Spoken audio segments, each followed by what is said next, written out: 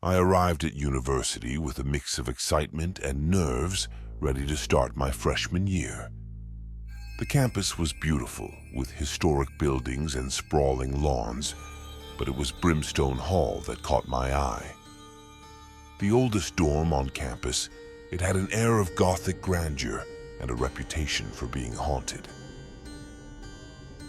I brushed off the stories as mere college lore and settled into my room on the third floor. My roommate, Alex, was already unpacked. He greeted me with a grin. "Heard the ghost stories yet?" he asked, a twinkle in his eye. I laughed.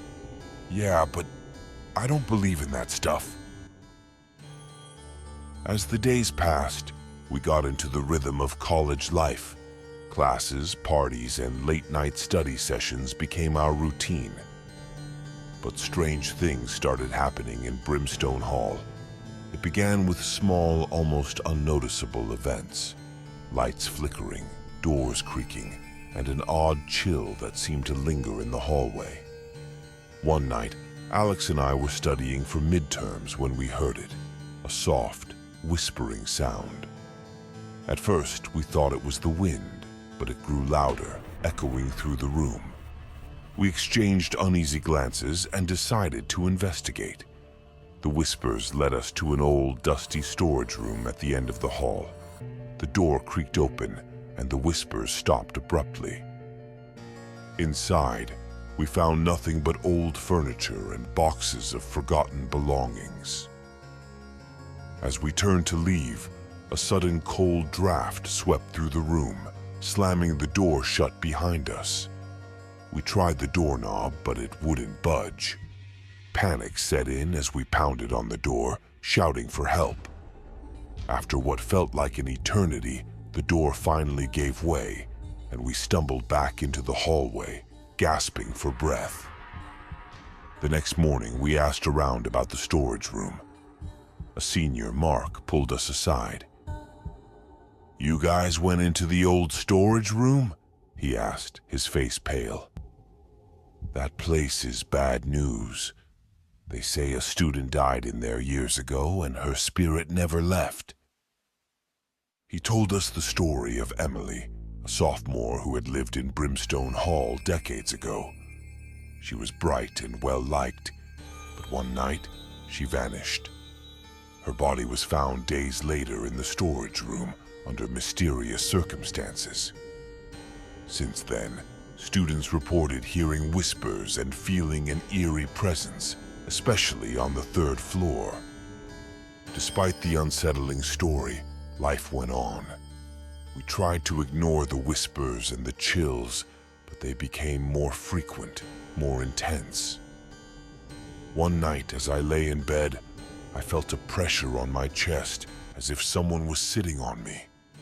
I couldn't move, couldn't breathe. In the darkness, I saw a shadowy figure at the foot of my bed, its eyes glowing with a faint, eerie light. It whispered my name over and over until I thought I would go mad. When I finally broke free of the paralysis, I found Alex sitting up in his bed, his face ashen. "Did you see it?" he whispered. We knew we couldn't stay in that room any longer. We went to the campus administration and requested to be moved. The dean, a stern woman with a skeptical expression, agreed to let us transfer to another dorm, but dismissed our stories as overactive imaginations. Relieved, we moved to a newer dorm on the other side of campus, but the haunting didn't stop.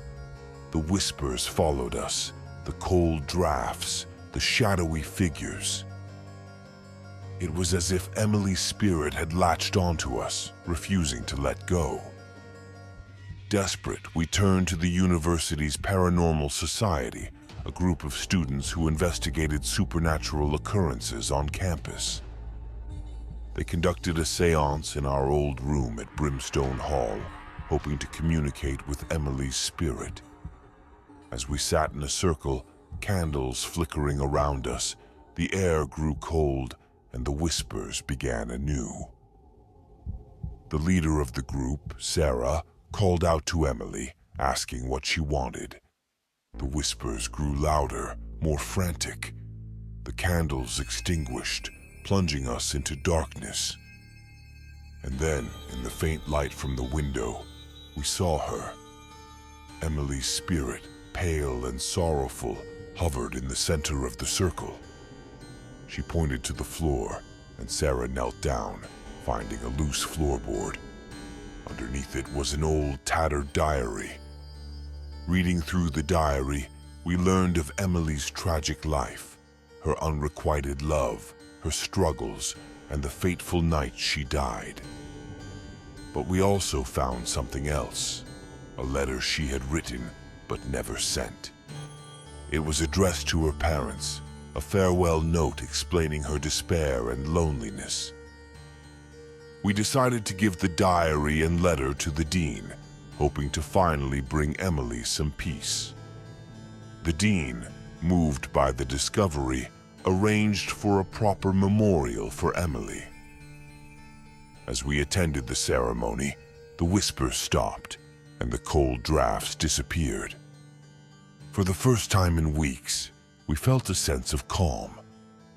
Emily's spirit had found peace at last.